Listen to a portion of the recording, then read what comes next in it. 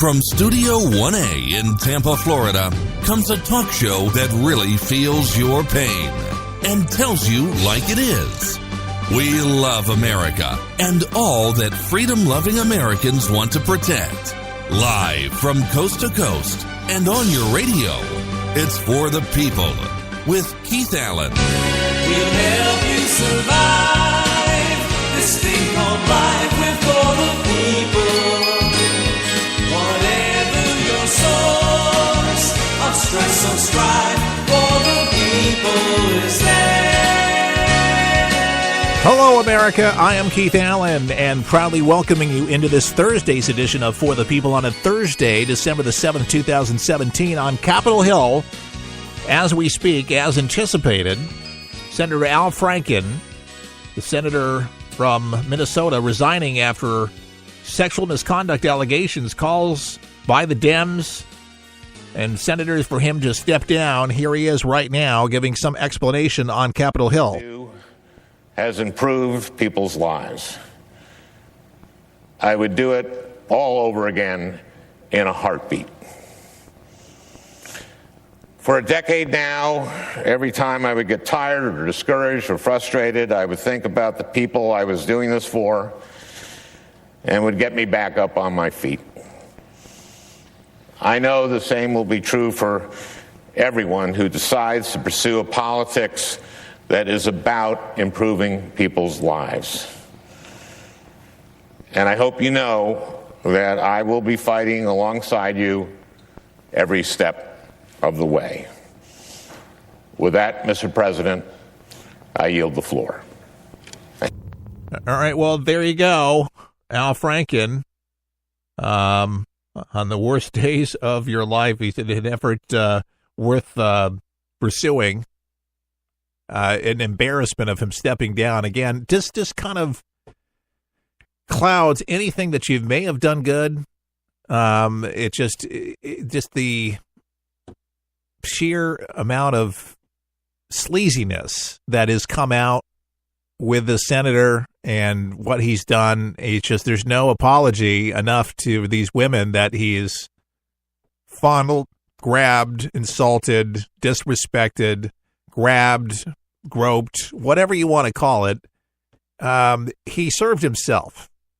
The bottom line is he had a ball at the taxpayers' expense, and these leaders should be way above all of this. It's just pure filth. It's pure sleaze. But mark my words, on this particular issue with Franken, the Dems condemned him. But now they're going to go after Roy Moore.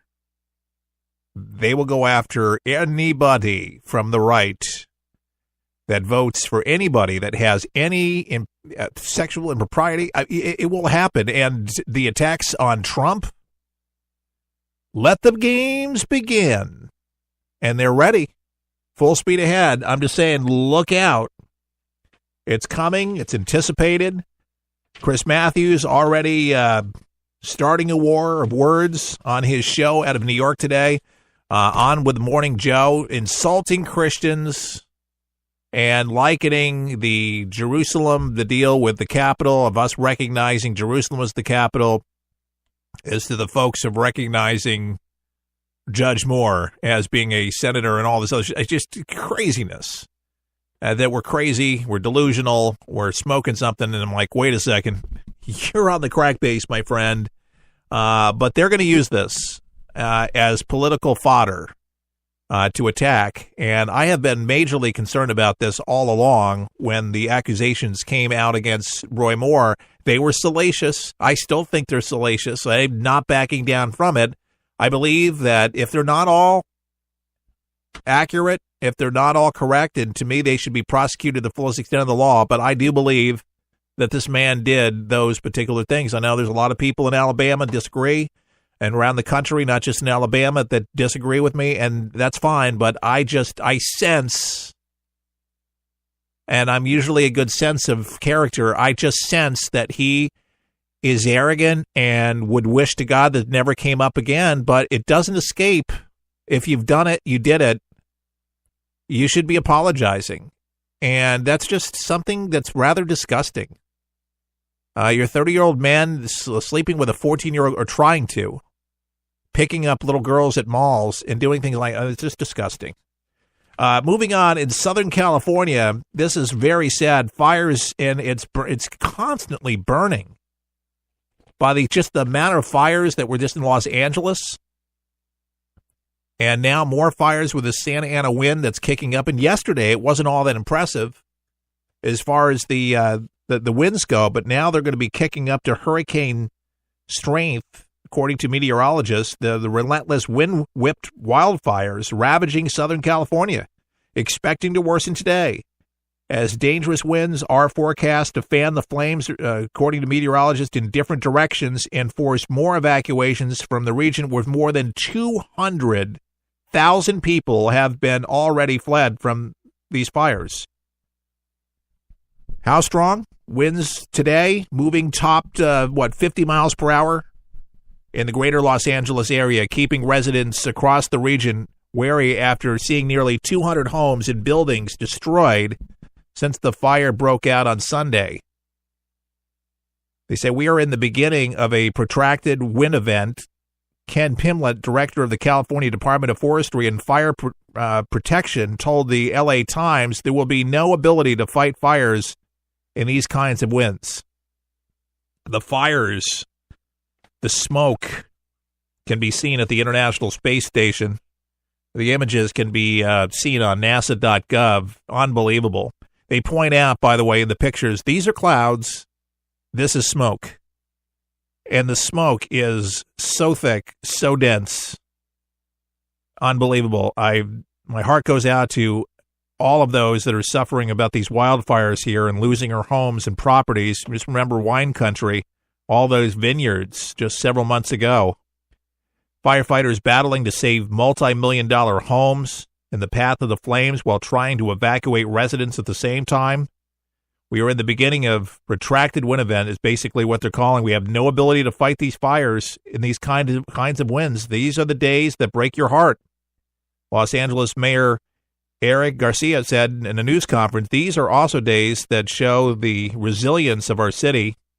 So far, remarkably, no fatalities or civilian injuries have been reported since the fire started Sunday, according to the Reuters news agency. 3 firefighters were injured and hospitalized, sadly, but in stable condition as a result of the Skirball fire. Is it what they call it? Skirball fire in Los Angeles. The Getty Center and nearby Skirball Center, both on the west side of the 405 freeway opposite the blaze, did not appear to be threatening, but both facilities were closed for the day and were to remain closed through Thursday, according to Fox 11 there in Los Angeles. Santa Monica College and all schools in the Santa Monica Malibu School District were also closed. In addition to 40 charter schools, 52 schools in the Los Angeles United School District were closed citywide in response to the Skirball fire and other blazes. Officials are warning that the color-coded system showing the expected strength of the Santa Ana winds today, driving the region's fierce fires, has reached uncharted territory, pushing past red, which means high, into the color purple, meaning extreme. So we're talking winds up to 80 miles per hour, folks. So that's what they're 50 to 80, and then variating. These are terrible winds, and a lot of property will be ruined as a result of these fires. So, folks, we're just kind of monitoring the situation out there in Southern California. Breaks your heart to see it. 90,000 acres of fire have been creeping in this swath here, this area that I'm looking at now. You can't see the photos, but sweeping through mountain ridges and canyons to the sea. But an increase in winds pushed it close enough for many to flee. Like I said, 200,000 people already, and that number expected to climb as more people are going to evacuate that area. So our prayers to the people there out in L.A. and other parts that are dealing with these wildfires. But, man, can you imagine? You should see the commute in Malibu, these pictures of flames on the highway. How scary. how ominous to see it just burning around you. I would just not want to be on the highway to see that because, you don't know what happens if, you stall out on the freeway and you get consumed with these flames and then the smoke from the fires. Yeah, make sure if you're listening and you're out there and you're listening to us, make sure that in your car you have your AC set at circulate. Inside the car, you shut off the air from the outside, press that C button on your AC to keep the air inside the cabin. Don't roll down your windows. I mean, that stuff will insult your throat to no, it's not good. Back in 2007, I was out in California when they were having those they had a lot of fires in Northern California, and it would burn your throat. I mean, it was really bad. I flew over a lot of the fires when I was out there, and I also remember the wildfires in Jacksonville, Florida, back in the mid-'90s. That was like 95, no, was it 96, about the time that the Olympics was in Atlanta, but it cooked thousands of acres. They're in I-10, I-75, just a bad scene. But, yeah, the fires, the smoke reached all the way to White Springs, Florida, and you had to have something over your face to be able to breathe because your eyes would water, close up your throat, and then people with asthma and breathing conditions. Oh, miserable out there. North Korea warning the United States and the world that nuclear war on the Korean Peninsula has become a matter of when, not if, as it's continuing to lash out as a massive joint military exercise between the United States and South Korea involving hundreds of advanced warplanes. These comments attributed to an unnamed foreign minister spokesperson. North Korea has also claimed high-ranking U.S. officials, including CIA Director Mike Pompeo, have further confirmed American intent for war with a series of bombastic remarks. So Pompeo said Saturday to all of that the U.S. intelligence agencies believe, where we're at here, folks, this is the skinny, the North Korean leader Kim Jong-un doesn't have a good idea about how tenuous his situation is domestically and internationally. The North spokesman said Pompeo provoked the country by impropriety by criticizing our supreme leadership, which is the heart of our people. We do not wish for war, but shall not hide from it.